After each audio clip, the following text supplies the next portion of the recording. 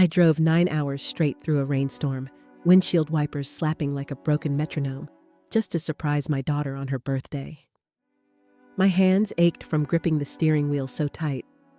I'd stopped only once, at a rundown gas station, to buy her favorite chocolate. I imagined the look on her face, eyes wide, arms outstretched, the way she used to run into my hugs like she couldn't stand being apart from me. Every mile closer, I whispered, "Almost home." My heart ached with excitement and worry. Would she be surprised? Would she be proud that her mother would brave anything just to see her smile on her special day? I parked outside her house, my breath fogging up the window as I tried to see past the rain. The house glowed with birthday lights. Laughter, music, and voices floated through the night air like a promise of warmth. I gathered the small gift bag and the chocolates and walked up the path, ready to be the hero of her birthday.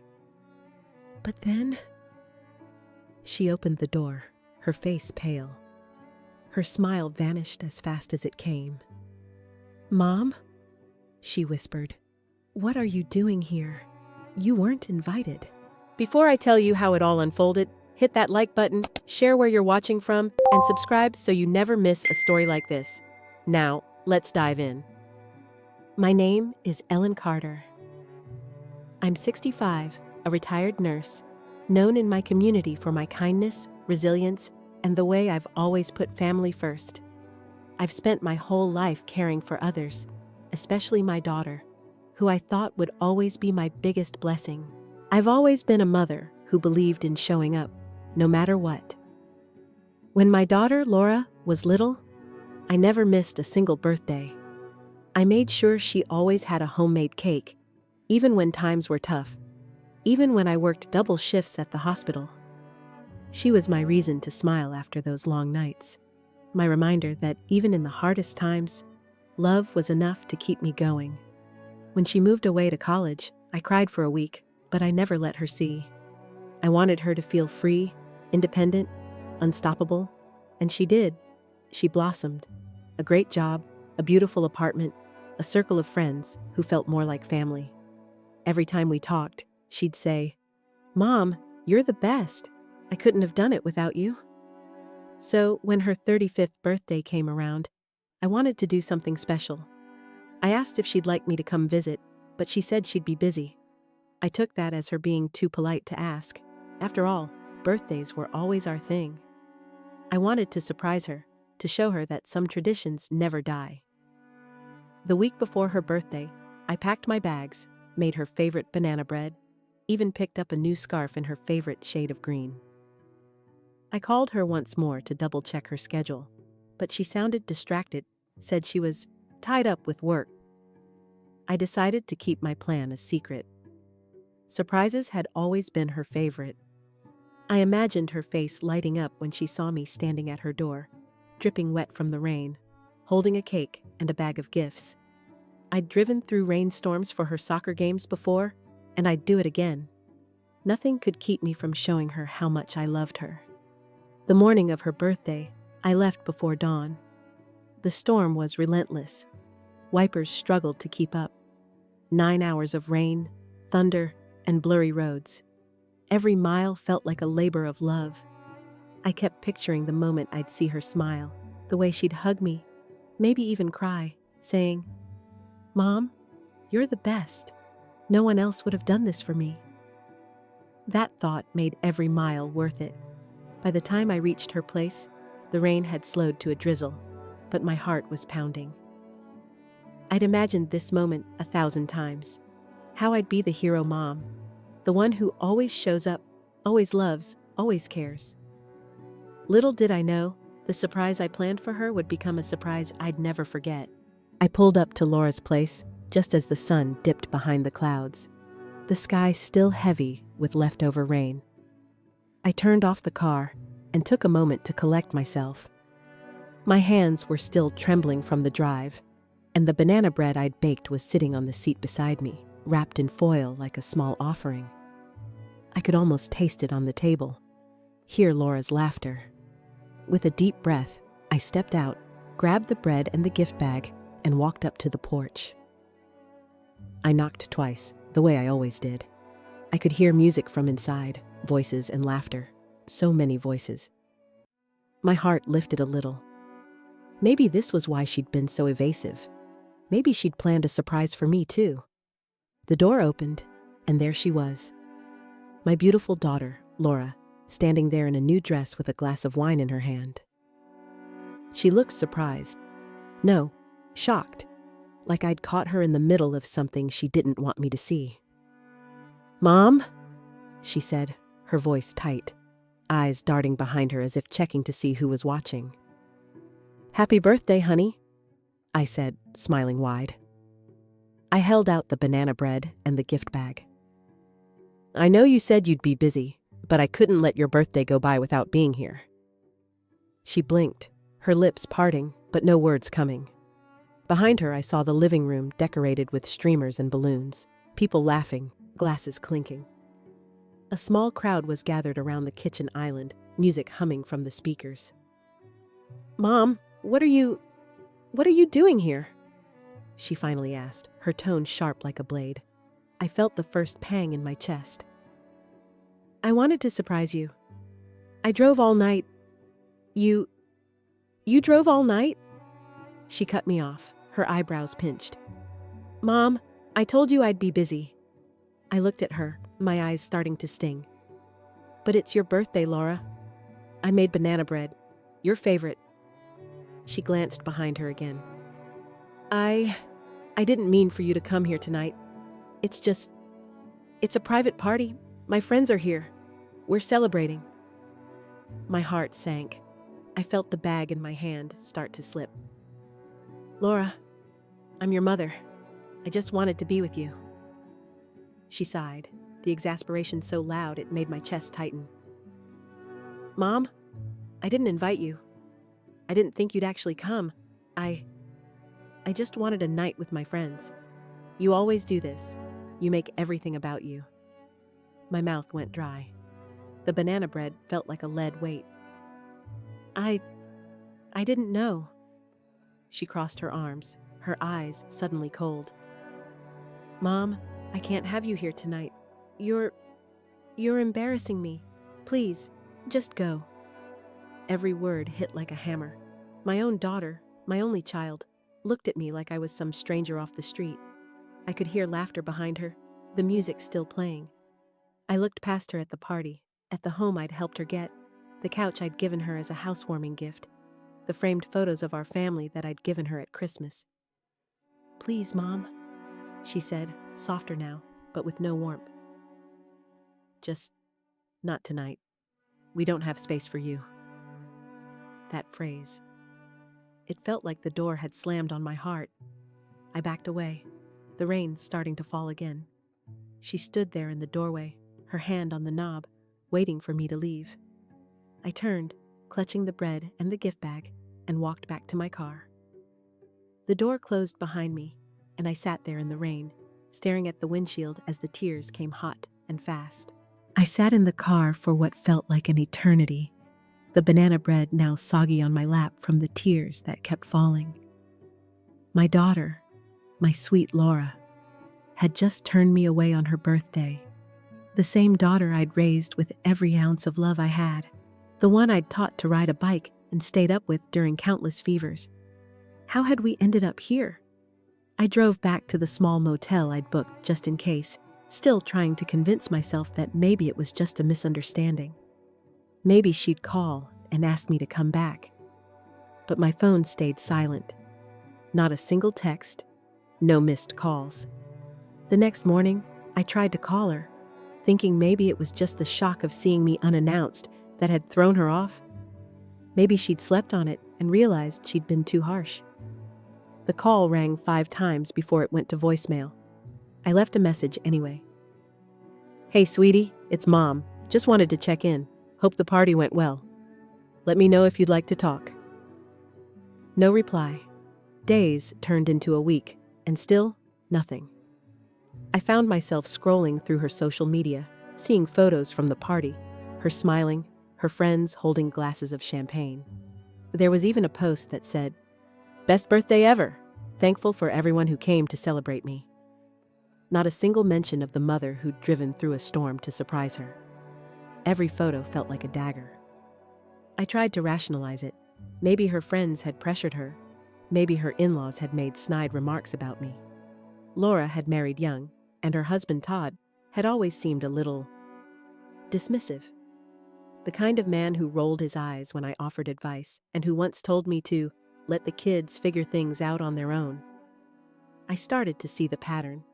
Every time I'd come to visit, Todd would roll his eyes or make excuses about space. And Laura, she'd started to echo him. She'd laugh it off when he made little jokes about old people technology or mom's banana bread that's more brick than treat. A memory hit me like a slap. The Christmas before last, when Todd had said at the dinner table, "Babe, I don't know why you're still making a big deal about your mom coming. We're adults now. We don't need a babysitter." Laura had giggled, but I'd felt the sting then too. Now, I saw how he'd planted the seeds, the dismissive tone, the subtle manipulations, like the time he'd suggested she leave my calls unanswered for a bit to set boundaries. Boundaries. That word had always felt like a weapon when it came from him. Now it was being used against me by my own daughter. The loneliness settled in like a fog. I'd spent my life making sure Laura never felt alone.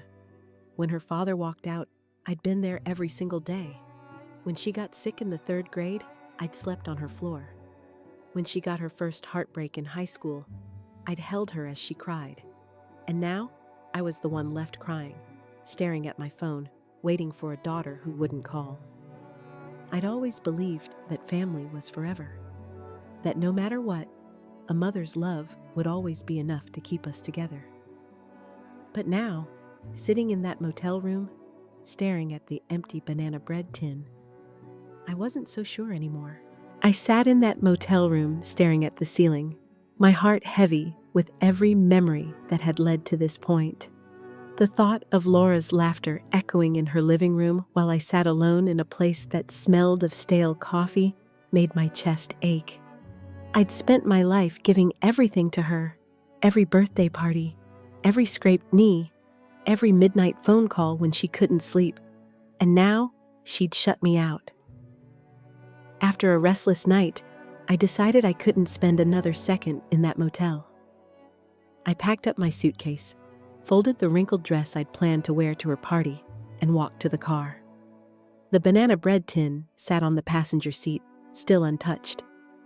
I drove aimlessly for a while, letting the road carry me.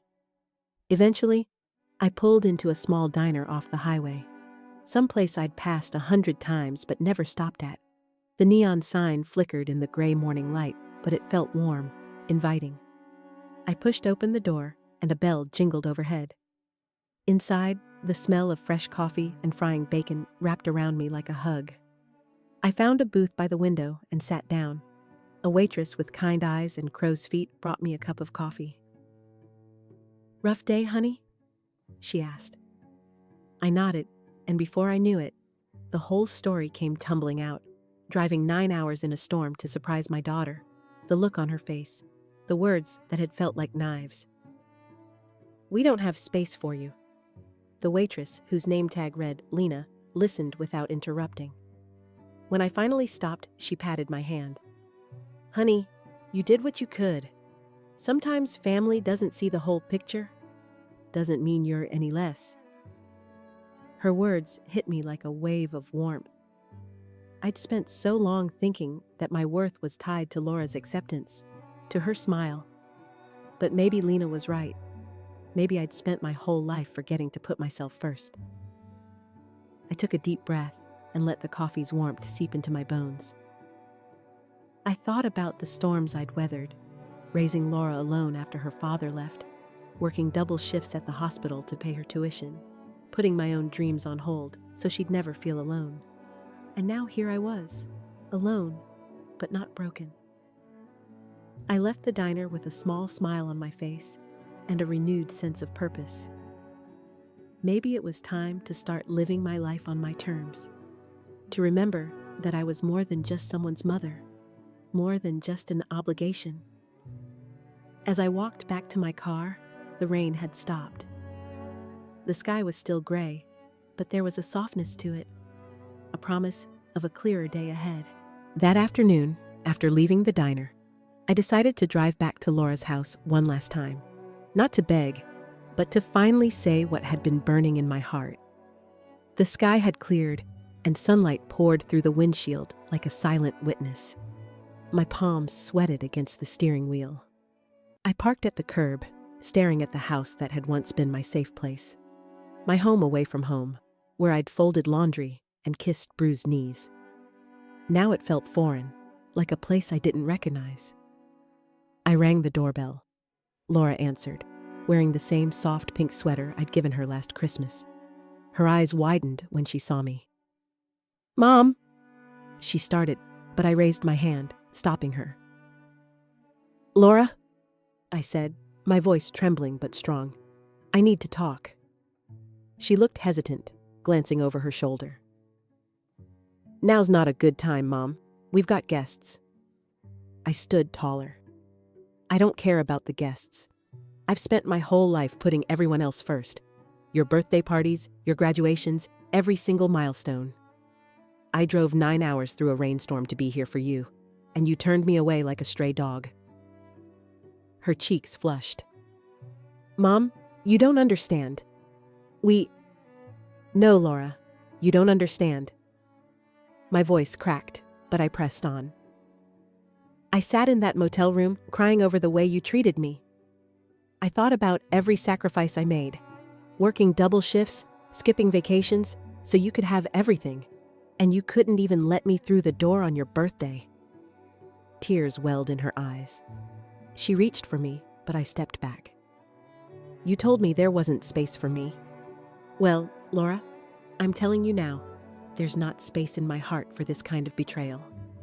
"Mom, please," she whispered, tears streaming down her cheeks. "I was stressed. Dave's family was there, and they've always judged me.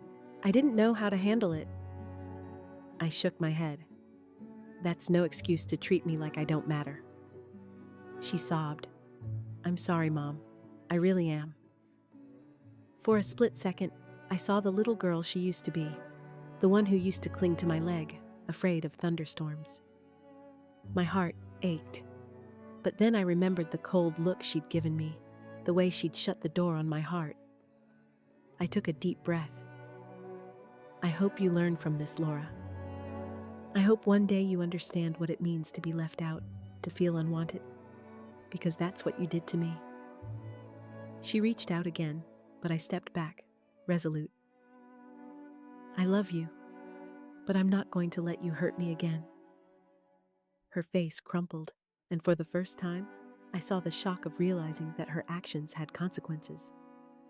I turned and walked away, the sun warming my back, my heart heavy but stronger than it had ever been.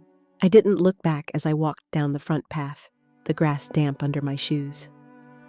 The sun had sunk low, casting long shadows across the yard, like memories stretched thin, reaching for me, but I didn't let them pull me in.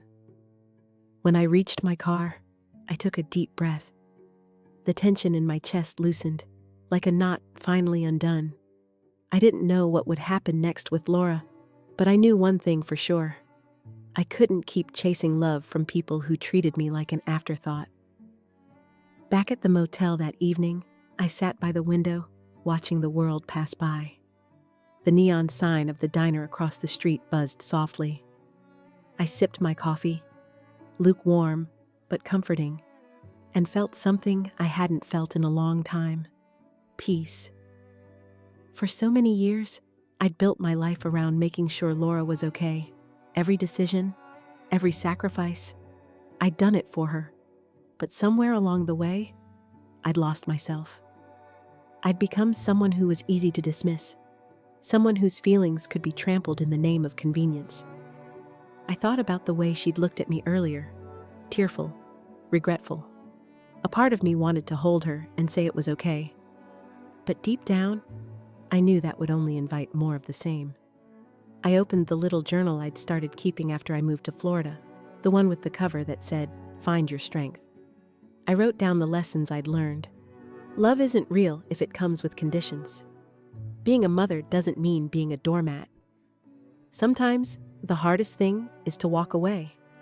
As I wrote, I felt a quiet pride growing in my chest. I had found my strength, not in her approval, but in my own self-respect. I decided to stay in Florida for a while. Maybe I'd find a little house near the beach, somewhere I could walk every morning and breathe the salt air. I'd join a book club, maybe even a painting class. I'd fill my days with things that made me feel alive, not things that made me feel like an obligation. The thought of it made me smile. For the first time in years, I wasn't afraid of being alone. I was excited about it. That night, as the motel room grew quiet, I thought about Laura. I still loved her, of course I did. But I also loved myself, and I wouldn't sacrifice that love anymore just to fit into someone else's idea of what a mother should be. I turned off the light and settled into bed, feeling the weight of the day lift from my shoulders. I wasn't chasing anyone's love now. I was choosing my own, and that was more than enough. As I drifted off to sleep, I whispered a silent promise to myself. I would never again give up my dignity to be accepted by people who couldn't see my worth. And for the first time in a long, long time, that promise felt like a gift, not a burden. Have you ever felt like a stranger in your own family's life?